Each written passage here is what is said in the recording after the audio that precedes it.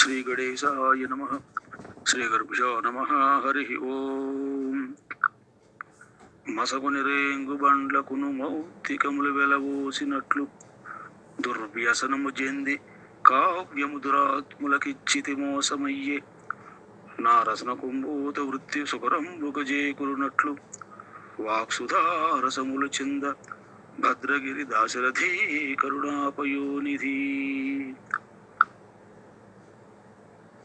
మసకుని రేంగు బండ్లకును మౌక్తికములు వెలవోసినట్లు అంటే అజ్ఞానుడనై రేగుపట్ల కోసం అని చెప్పని మౌక్తికములు అంటే మంచి ముత్యములు ఇచ్చి రేగుపండ్లు తీసుకున్నట్టు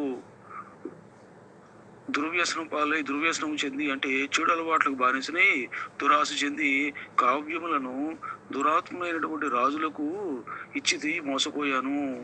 కాబట్టి నా రసనకు కావ్య రచనకు పూత వృత్తి అంటే దివ్య వృత్తి సుకరంబకు సునాయాసముగా చేకూరునట్లు వాక్సుధారసముల్ అనగా వాక్కులెడ అమృతధారలు చెందినట్లుగా చేయుము. ఓ రామా, అజ్ఞానుడనై కన్ను గానక మంచి ముత్యములనిచ్చి రేగు పండ్లను కొనినట్లు చెడలవాట్లకు బారిసని దురాశ చెంది దుర్మార్గులైనటువంటి రాజులకు కావ్యములను వసంగి మోసపోతిని. పూర్వము కావ్యాలు రాసిన తర్వాత రాజులకు వాటిని అంకితం ఇచ్చేవారు. దానికి తగ్గట్టుగా రాజులు కొన్ని ఆభరణములు తర్వాత వారికి కొన్ని భూములు ఇచ్చేవారు. ఆ రకంగా నేను కూడా మోసపోయాను స్వామి అని శతకర్త ఇక్కడ చెబుతూ మరి ఈ రకంగా స్వామివారిని అభ్యర్థిస్తున్నారు.